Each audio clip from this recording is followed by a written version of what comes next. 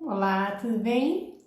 Boa noite para vocês, sejam bem-vindos. Vamos esperar um pouquinho o pessoal chegar e a gente já conversa.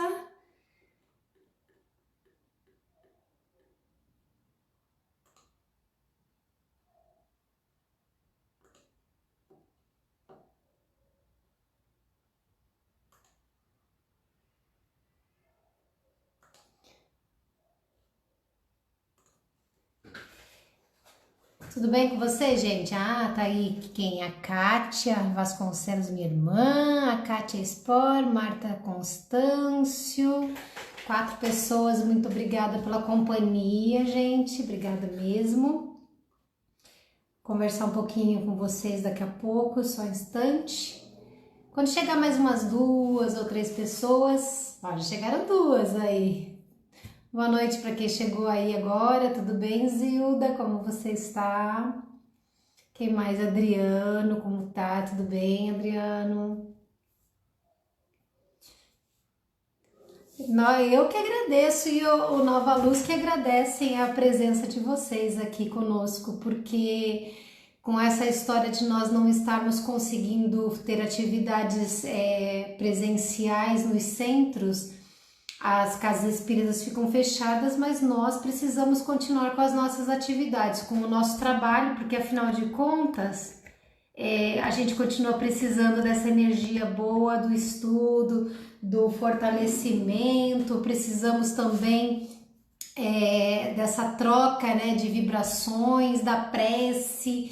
E os espíritos também que frequentam as casas, eles obviamente, oi Aline, eles obviamente também são necessitados. Então a espiritualidade com certeza nos ampara nesse momento. Não é a nossa casa, não é o centro espírita, mas na verdade eles ajudam que a gente troque essa força, esse encorajamento, né? Então, boa noite também a Ananda. Nós já temos aí 7 pessoas.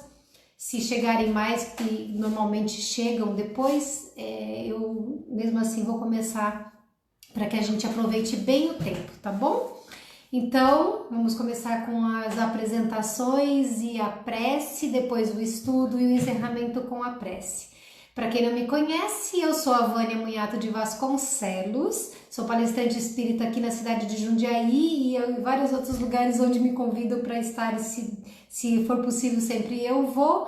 Tenho feito palestras espíritas agora online, virtuais, já fazia um trabalho virtual e agora estou fazendo para algumas casas espíritas também. Então, com esse trabalho, eu me sinto preenchida, me sinto feliz, me sinto fortalecida e eu compartilho isso com você, para que você e vocês também sintam o mesmo. Não consegui ver o nome mais de quem chegou aí, vi só da Bel e do José Vec, então fica todo mundo dado boa noite, tá? E vamos conversar um pouquinho hoje sobre um tema que se chama O Plano é Continuar. Mas antes, vamos fazer a nossa prece. Cada um se acomoda do jeito que acha melhor, na posição, no ambiente como acha melhor. Se quiser colocar o seu copo de água, não é necessário, mas como ele é um veículo de medicação e as pessoas estão tensas, agora começa frio, hoje já me senti meio gripadinha aí, só por causa da mudança de tempo, de temperatura, então a gente pode colocar o nosso copo de água para receber a medicação dos bons espíritos, mas a gente faz um convite agora à presença de quem?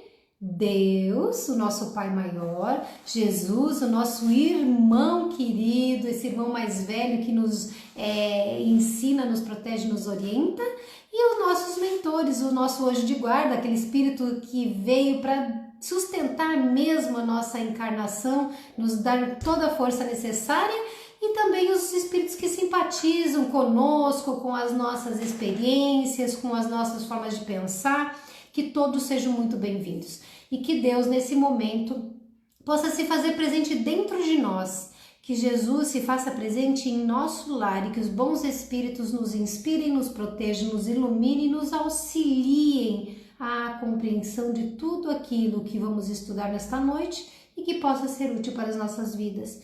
Certo de que nós estamos amparados e protegidos, nós pedimos a Deus a permissão para iniciar os nossos estudos com a graça do Pai maior. Que assim seja. E é isso aí, gente. Boa noite, Adriano. Boa noite, Sandra. Vamos começando, são 8h05. Eu vou fazer esta exposição fundamentada em 4 textos do site da Federação Espírita do Paraná, que se chama Momento Espírita. É um site que eu gosto bastante e uso muito para ilustrar as minhas palestras. Então, eu vou começar contando uma história real, que se chama, esse texto do Momento Espírita se chama Luz na Escuridão. Depois vamos falar sobre um texto chamado O Esforço que Compensa, um outro texto chamado Perseverar, e fecho com um texto que faz uma pergunta: somos coerentes?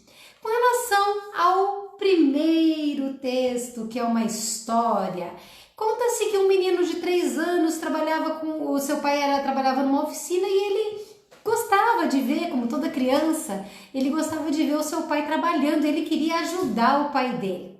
O pai dele trabalhava fazendo celas e arreios para animais, e o menininho, na sua ingenuidade, foi lá e pegou uma ferramenta qualquer, tentando imitar o pai, e num movimento escapou uma ponta e entrou no olhinho do menino. O menino teve problema de infecção na sua vista e acabou ficando cego. Ele ficou cego e aí ele teve que se adaptar a uma nova existência, uma nova forma de se posicionar no mundo. Ele aprendeu, como toda pessoa com deficiência visual é capaz ou deve ser capaz de fazer, aprendeu a trabalhar com o pai, a ajudar, a ir para a escola, ele tinha uma memória excelente, tudo isso, mas esse menino não se satisfazia, ele queria ler, ele queria escrever cartas, ele queria trocar informações com os colegas e para isso ele precisava de visão. Então, ele, ou uma vez, o pai dele ouviu falar de uma escola para cegos e eles foram morar em Paris. Não moravam em Paris, mas foram morar em Paris e aí ele se matriculou num instituto que se chama Instituto Nacional para Crianças Cegas, lá na França. Lá tinha livros feitos com letras muito grandes, em relevo, e esses menininhos, pelo tato, acabavam percebendo o formato das letras e conseguiam ler. Só que era muito difícil para as crianças, por quê? Porque é óbvio que um livro de 50 páginas virava um livro gigante, porque você imagina o que é fazer letras maiores para compor uma palavra, levava muito tempo, era difícil. Bom, esse menininho aí, apesar de todas as dificuldades, ele conseguiu ler tudo que tinha para cegos na biblioteca do Instituto.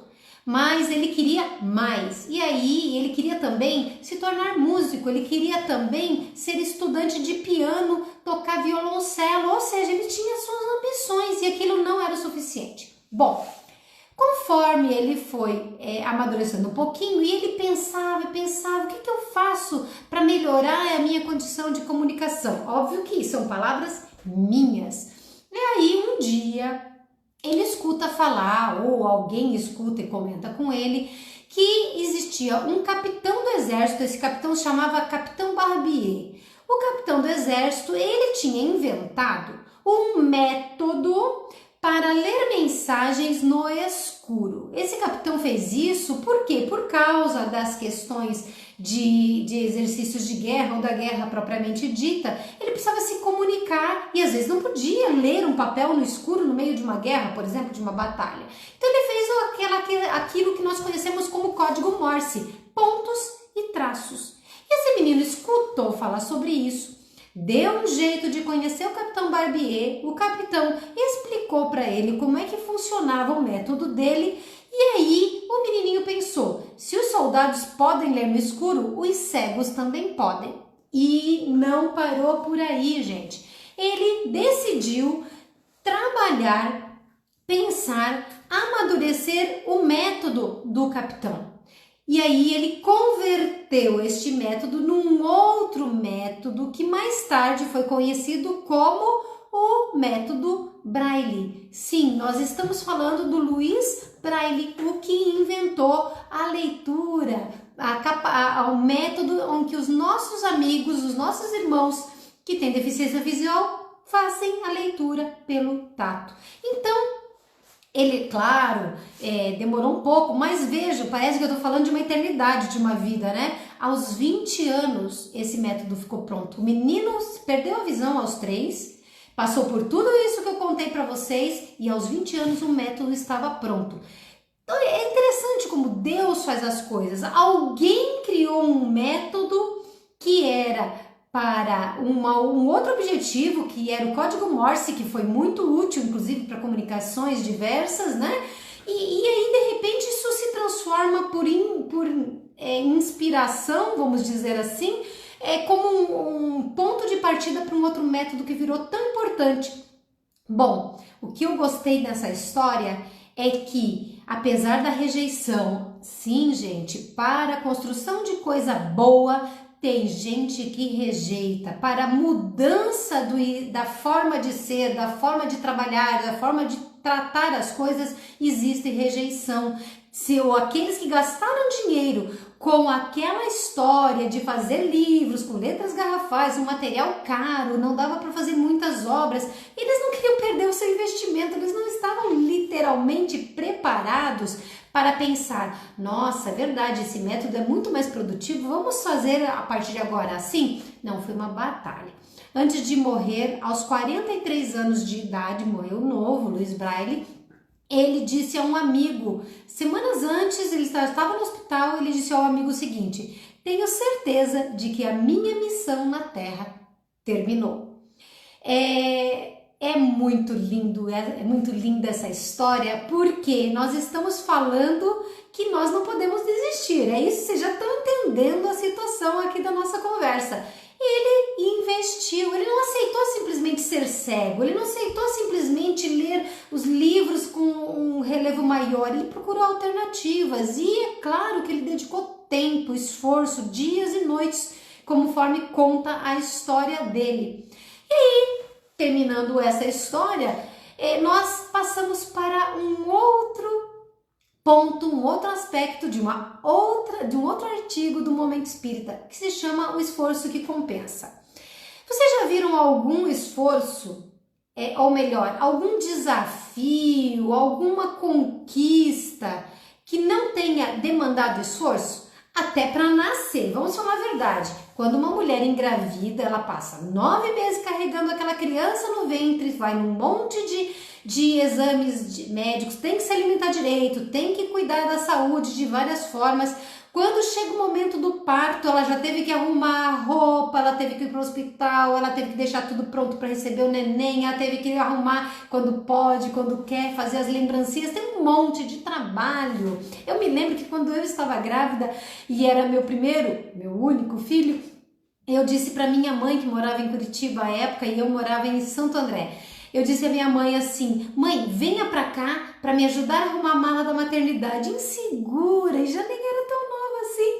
E aí a minha mãe disse, mas você ainda está de 7 meses, nem chegou nos 7 meses. Eu falei, mãe, e se ele nascer de 7 meses? Eu já estava preocupada que eu tinha que ter mala de maternidade, etc. Bom, enfim, a gente tem trabalho. Chegou na hora do parto, se for cesariana ou parto normal, vai ter trabalho, vai ter esforço. Não existe nada. O atleta precisa treinar e fazer cada vez mais dedicação do seu tempo e do seu esforço. Ou para passar no vestibular, precisa estudar, se dedicar, focar naquilo que quer aprender, que precisa aprender para passar. Para arranjar um diploma na faculdade, precisa se esforçar, são 4, 5, às vezes até mais anos de esforço para ter aquele diploma, só que depois que terminou, pegou o diploma, ainda vai levar um tempo de esforço, de persistência, de dedicação para poder conquistar um status profissional, conquistar a sua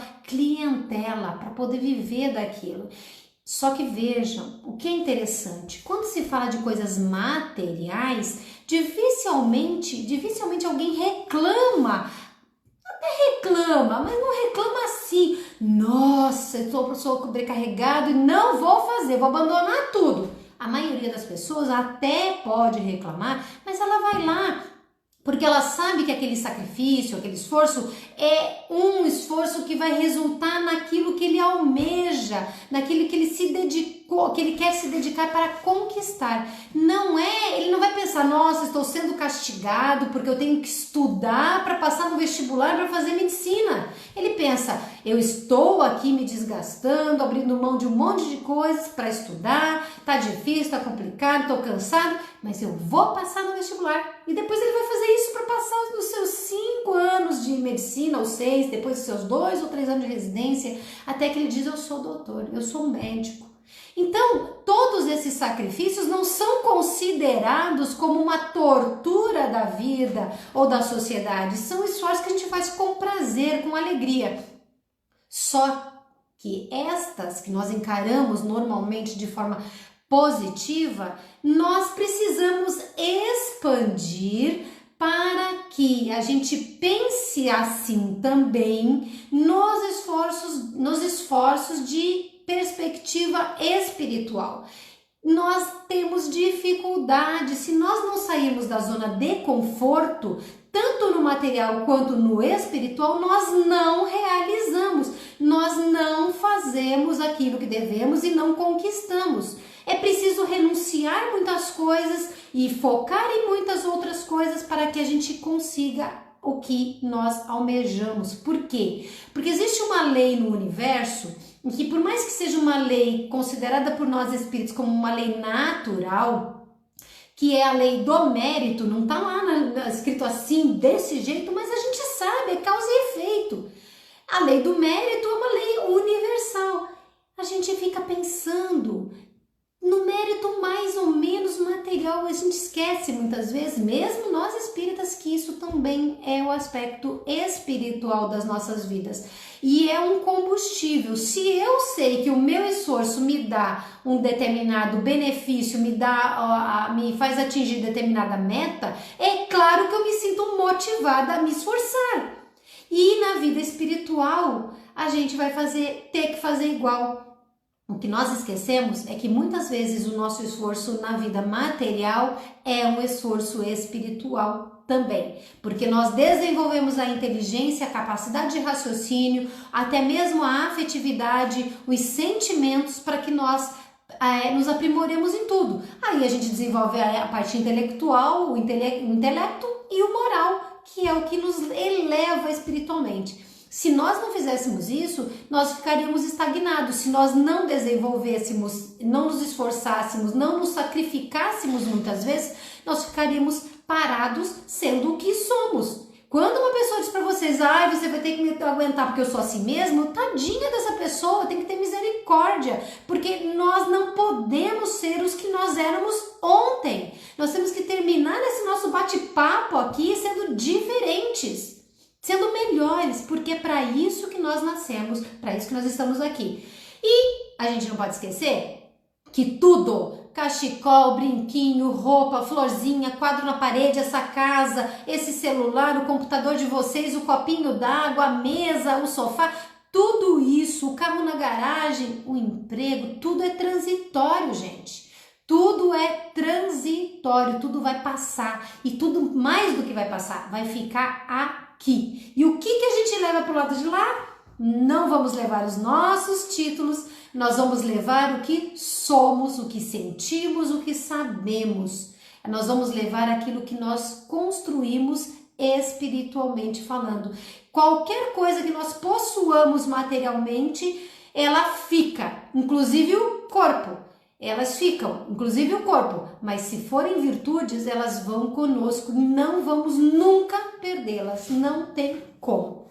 Então, por tudo isso que nós dizemos é que, como diz o texto do Momento Espírita, é necessário esforçar-se para ser digno e bondoso, notadamente em um mundo ainda marcado pela corrupção. Esse esforço realmente compensa.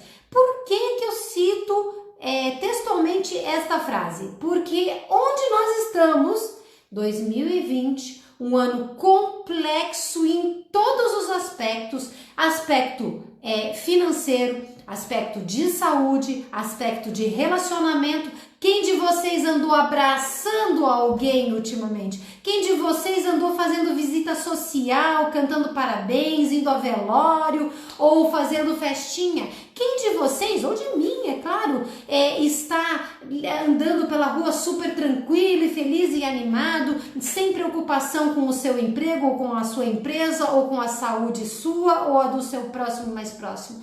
Nós estamos vivendo num momento muito difícil e o pano de fundo de muitas dessas coisas, se não de todas, tem a ver com a corrupção. Sim, corrupção de valores, corrupção de poder, corrupção de interesses, corrupção de tudo quanto é tipo. E nós precisamos fazer todos os esforços para não deixarmos essa corrupção acabar conosco. Porque, gente, não se iludam. Desde vários anos se vem crescendo cada vez mais o índice de pessoas depressivas, doença depressão, pessoas com síndrome de pânico e pessoas com tendências suicidas.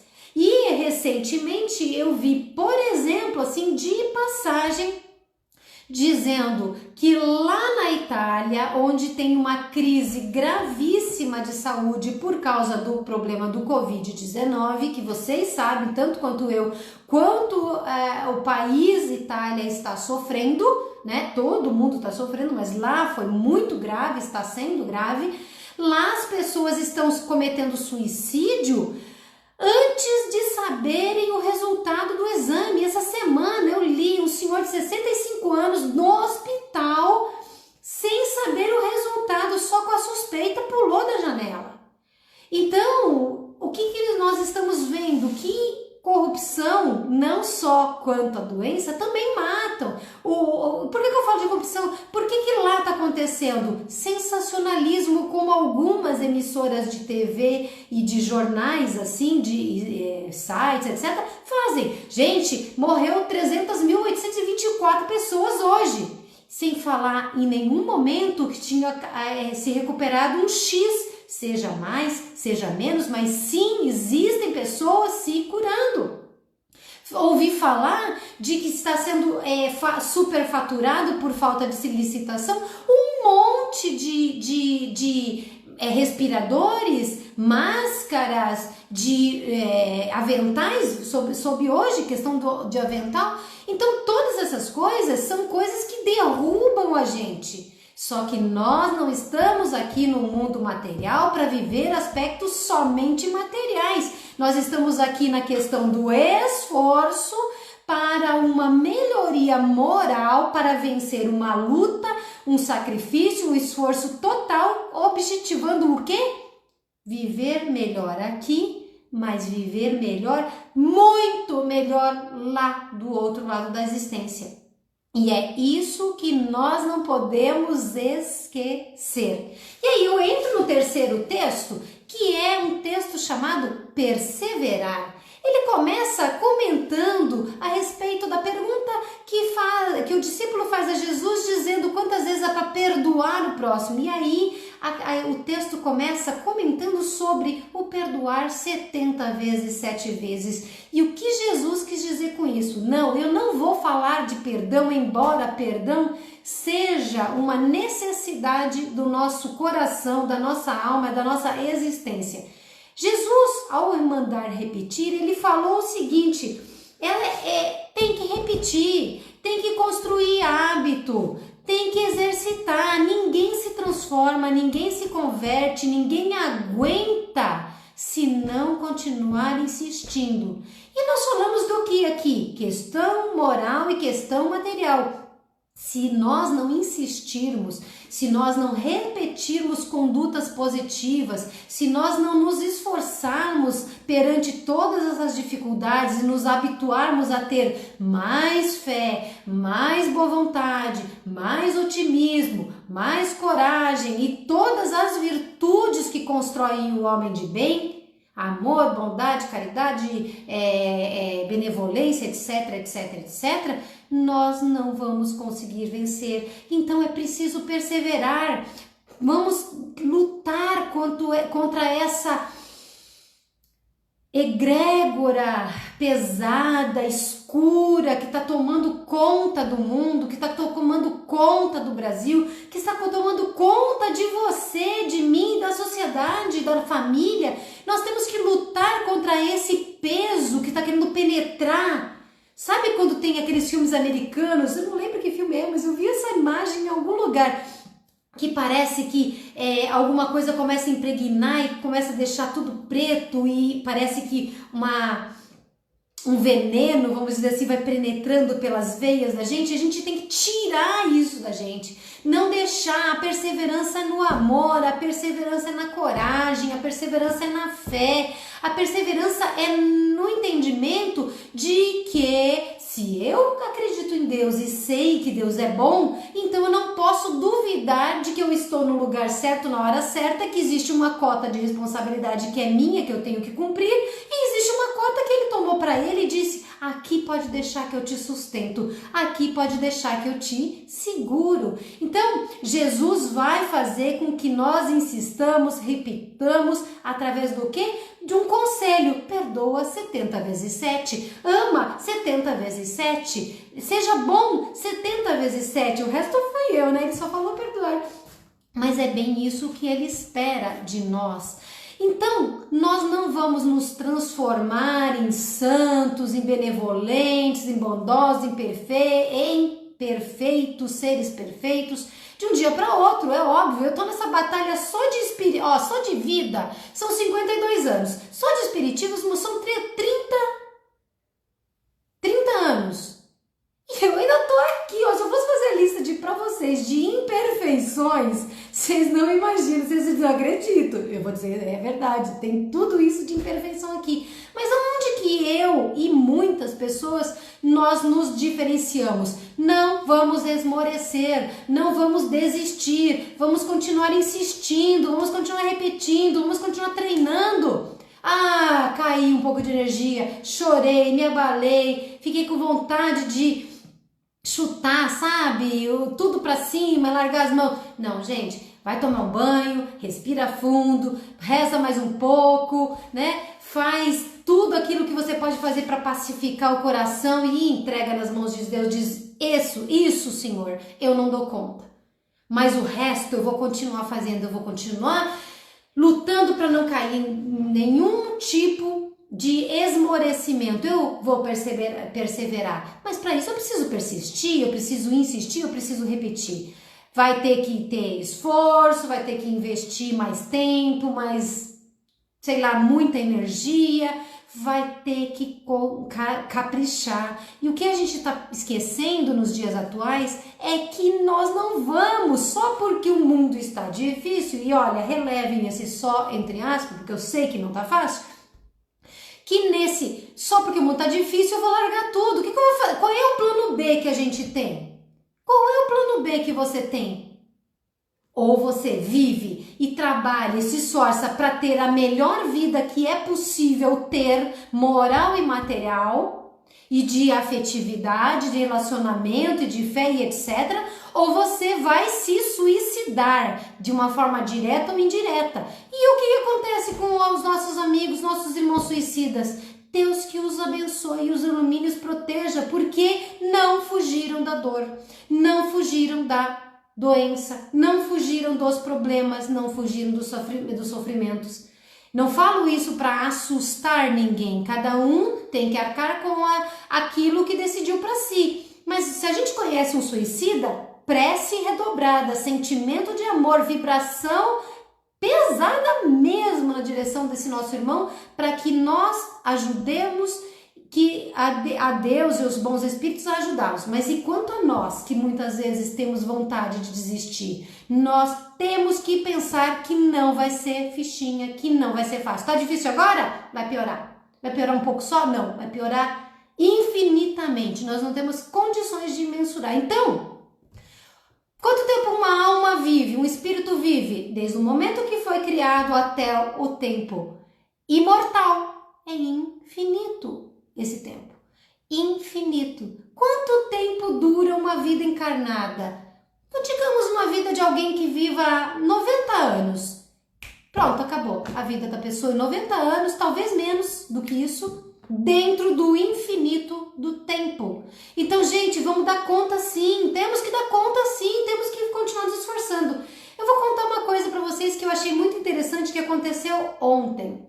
O meu filho tem 19 anos, ele está no exército. Ele entrou no exército no alistamento obrigatório, escolheu ir para o centro preparatório de oficiais da reserva e vai estar se preparando para ser tenente. Pretende ficar como tenente temporário, né, ou militar temporário, para conseguir estudar. Existe um prazo do exército que permite isso e ele está focado nisso muito. Ontem, por algumas razões, alguns motivos lá, que ele contou, mas não vem ao caso, ele ficou tão desanimado, tão caído, pensando, cara, eu vou terminar isso daqui, eu não vou ficar, eu vou largar tudo, vou tentar dar um jeito de voltar para a faculdade. Tinha decidido desistir. Nós não estamos falando para não desistirmos, nós estamos falando aqui de perseverança, não estamos? De coragem, de manter o prumo, o foco. Bom, meu filho disse que estava lá num determinado momento no quartel e aí ele estava lá colaborando, ajudando e um militar de grau hierárquico superior a ele, que é aluno, é considerado aluno, como o cargo militar dele é de aluno, chegou para ele e fez uns comentários e aí o meu filho ficou meio assim, mas foram comentários positivos. De repente o cara chegou para ele, o militar disse para ele assim, eu vou apontar o dedo porque foi assim que ele contou: você vai ser tenente, não desista, você vai ser tenente. E meu filho ficou extremamente impressionado, porque o meu filho não é uma Vânia, ele não é uma pessoa que acredita com esse olhar que eu tenho, que eu acredito que foi trazido de outras vidas já e eu desenvolvi aqui, uma crença que não é cega, porque é uma crença espírita, é uma crença racional, mas é uma crença indiscutível para mim. Não, ele discute tudo, ele questiona tudo. E aí ele me disse assim, mãe, não se alegre, porque não é que eu estou acreditando como você, mas eu achei muito estranho, mãe, porque ele não disse assim, viu, você está indo bem, continue se esforçando, se você se esforçar, você vai vencer, você vai um dia ser tenente, mas você tem que continuar se esforçando, provavelmente você vai conseguir, que era o que ele esperava, o que era o normal, o posicionamento, não. Aquele homem olhou para o meu filho e disse, não desista, você vai vencer e você vai ser tenente. No momento em que o meu filho tinha acabado de pensar, eu não quero mais. Por que eu estou contando isso para vocês, gente? Porque a vida faz isso o tempo todo conosco. E por que a gente não vê? Porque a gente está tão preocupado em sofrer, em duvidar, em esmorecer, em resolver questão material que a gente esquece de enxergar que alguém vai mandar uma mensagem, às vezes no WhatsApp, de bom dia, e aquela frase é exatamente a frase que vai te sustentar. Que às vezes alguém vai pedir para você rezar por ele ou por ela, e essa prece vai te ajudar a colocar na sua ótica o quanto você é privilegiado e o quanto você é forte, porque as pessoas veem isso em você e você tem condições de ajudar aquele necessitado naquele momento.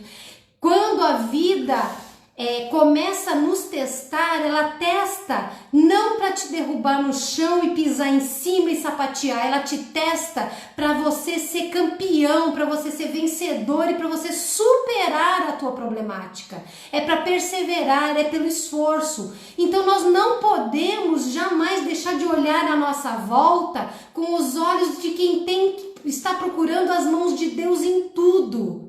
E enxergar naquele superior hierárquico que às vezes te deu um empurrão, ou às vezes até uma bronca, naquele amigo, naquela pessoa, naquela frase, naquela circunstância, naquele acaso, a força que vai deixar você não cair no chão, porque você vai dizer, putz, nossa, eu estava quase desistindo. Nada de pessimismo, nada de desencorajamento. As pessoas hoje estão sendo cruéis. Conversei com a minha irmã hoje, está aqui assistindo a gente, e ela me comentou uma coisa que eu já tinha visto: as pessoas estão sendo cruéis. Ó, morreu de coronavírus, estava sem máscara. Bem feito! Quantas pessoas vocês viram falar isso e quantas de vocês falaram eventualmente isso?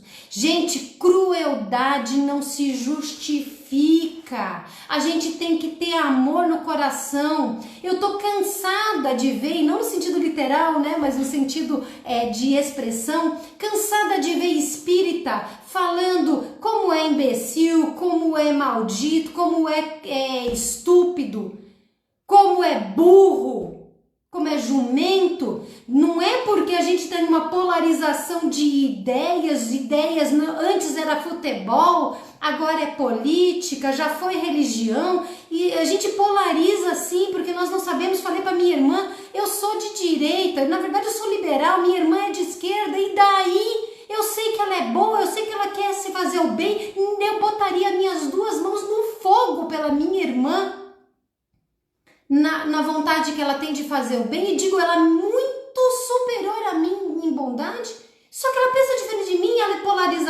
é polarizada com o que eu creio, claro que é. Agora, a gente ser cruel porque diverge, a gente precisa voltar a respeitar o ponto de vista do outro e lembrar de uma coisa: nós vivemos num mundo extremamente corrupto, e não estou falando de Brasil, estou falando de todos os lados.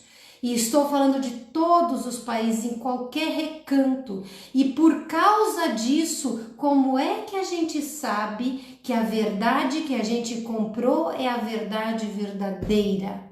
Então vamos dizer, eu tenho uma perspectiva, sou espírita, o outro é católico, o outro é ateu e o outro é evangélico. Tá todo mundo certo dentro da sua ótica. Eu sou corintiano, o outro é palmeirense, o outro é, sei lá, flamenguista. Tá todo mundo certo dentro da sua ótica. Eu sou esquerda, eu sou direita, eu sou centro. Tá todo mundo certo dentro da sua ótica. Quando a tua intenção é boa. Pelo amor de Deus, nós espíritas não podemos esquecer das intenções. Deus não julga. A lei de causa e efeito não funciona em cima de atos exclusivamente, mas em cima das intenções que provocam os atos. E é isso que eu queria falar para vocês, para que a gente persista no bem que nós acreditamos que é bom e paremos de desanimar. Por isso, o grande ponto, e é o último texto que eu trago para vocês, é uma pergunta: somos coerentes? O que é coerente se não a harmonia entre o que eu faço e o que eu falo? De todos os exemplos que eu dei e que eu não dei, mas vocês pensaram, existe coerência entre eu ser boa e liberal, eu ser bom e de esquerda, e eu ser bom e de direita, eu ser bom e não acreditar em nada, eu ser bom e acreditar em tudo? Existe coerência entre o que eu falo, o que eu penso, o que eu sinto e o que eu faço? Pelo amor de Deus, eu repito, sejamos aquilo que nós dizemos acreditar. Nós temos que agir, pensar e falar e sentir numa linha só. E a gente tem que parar de comprar a ideia do outro, temos que parar de ser coagidos pelo outro, o outro que te olha torto, o outro que fala torto, e comprar o sentimento único que Jesus vendeu há 2000 anos, vendeu através do quê? Do próprio sangue dele, do próprio esforço dele, do próprio sacrifício dele, que é o amor incondicional. A gente precisa trabalhar isso. Como é que a gente age no dia a dia? A gente tem que se questionar a respeito disso. O que eu contribuo na vida que eu vivo, com o meu próximo, com a minha família, com a sociedade onde eu me manifesto? A internet é uma bênção, graças ao Pai. Nós temos isso aqui para a gente abraçar o mundo. Eu falo todo dia com alguém do Japão, faz 2 anos que eu não vou para lá, não sei se vou algum dia, tá do outro lado. Nós estamos aqui no Brasil de noite, lá é de manhã. Mas eu falo todo dia por causa dessa bendita internet, mas por esse mesmo meio, se a gente não vigia, se nós não pensamos nas nossas atitudes, nas nossas palavras, este é o meio em que o mal é levado a todos os recantos do mundo. Nós temos que ser mais responsáveis, nós temos que praticar a fé que nós dizemos ter, nós temos que continuar mantendo a esperança, porque a esperança é a filha da fé, a esperança é a filha do amor, o amor a Deus, o amor ao próximo, a filha da fé. Por quê? Porque eu acreditar de que está tudo certo, que tudo vai passar, que tudo vai se selecionar. Nós temos que lutar contra a descrença, contra o desânimo, contra a fraqueza, contra o acomodamento. Nós temos a acomodação, nós temos que levantar as nossas bandeiras, quaisquer que sejam, com a profunda convicção de que nós falamos como discípulos, aqueles que são alunos do Cristo. Então, eu quero fechar falando para vocês o seguinte: existe uma frase que é mencionada nesse último texto que se chama Somos Coerentes, e ele diz o seguinte: o que você fala, o que você fala tão alto que eu não consigo escutar o que você está dizendo.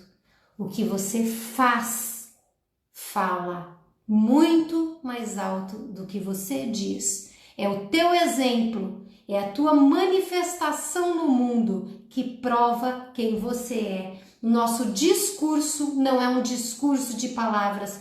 Minhas palavras podem ser boas para vocês, eventualmente alguns podem achar até bonitinhas, legais, mas elas não servem nada se eu não mantiver um padrão moral de comportamento e de conduta que prove que eu sou aquilo que eu falo. Então, quem vê a minha história na internet, por exemplo, vai poder olhar, será que a Vânia é isso mesmo? E isso acontece com cada um de nós. Um esforço compensa, perseverar compensa. Nós temos que ser coerentes entre o que nós somos e fazemos e falamos, porque o plano, e é esse o nosso título do bate-papo de hoje, o nosso plano é continuar, mas continuar para vencer. Vencer porque nós somos filhos de Deus e somos aqueles que brilharemos e traremos luz ao mundo, porque nós não estamos aqui para passar simplesmente como uma nuvem que o vento leva. Nós vamos deixar sementes e a semente depende das nossas ações. O plano é vencer, gente. O plano é continuar. Firmeza aí, tudo de bom para vocês, que Deus abençoe muito. A gente encerra por aqui pedindo que os bons espíritos vibrem pelas nossas águas, pelos nomes nos nossos cadernos de vibração, pelos nomes que estão nos nossos pensamentos e nos nossos corações, pelos aqueles que estão sofrendo de questões psicológicas, psiquiátricas que estão muito altas nesse momento, pelos que estão com medo da doença, os que estão com medo da morte, pelos que estão com dificuldade de lutar, pelos que estão desistindo, pelos que estão sem esperança. Nós vamos vibrando nesse instante, certos de que Jesus está conosco, porque afinal de contas estamos reunidos em seu nome, por todos os que sofrem em qualquer aspecto, por toda a natureza, por todo o nosso planeta, porque nós somos pessoas que vivemos numa humanidade que está em vias de se regenerar. E seja ou não seja, eu acredito que toda essa dificuldade que passamos nos dias de hoje faz parte dessa, vamos separar joio de trigo, quem é que vai escolher o bem e o mal aí? Se isso tudo está acontecendo para nós darmos esse salto, então vamos escolher o lado que nos leva à nossa manutenção na Terra, no mundo regenerado e o qual nós ajudamos a construir. Deus abençoe, Jesus proteja, que os nossos mentores nos inspirem, nos amparem e nos mantenham cheios de luz, de energia e de ânimo. Não quero ver ninguém triste, mas se alguém precisar dar uma choradinha, esse ombro aqui, é só me achar no meu perfil aqui do Facebook, do Nova Luz, de qualquer rede social que eu esteja, porque eu posso ter tempo apertado, mas eu nunca deixo de escutar e de dar uma palavra de alento. Se precisar, eu tô aqui. E eu tenho certeza que mais gente vai se oferecer para fazer a mesma coisa. Deus abençoe, gente. Boa noite, muita paz.